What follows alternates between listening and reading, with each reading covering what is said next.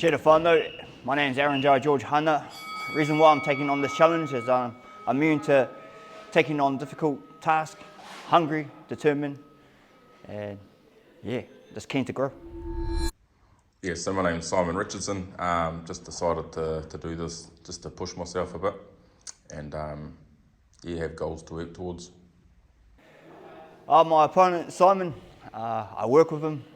He's a great guy, but I'm giving him permission to my hands to punch his face. Yeah, I feel like my cardio's pretty good, so I feel like that's going to help me in the ring. And yeah, my right hand should be pretty good on the night. Overall repertoire of skills, offences, defences. I'm quick on my feet and a quick thinker. I feel like I'm going to win via knockout. You got a bit of dog in me, so hopefully it comes out on the night.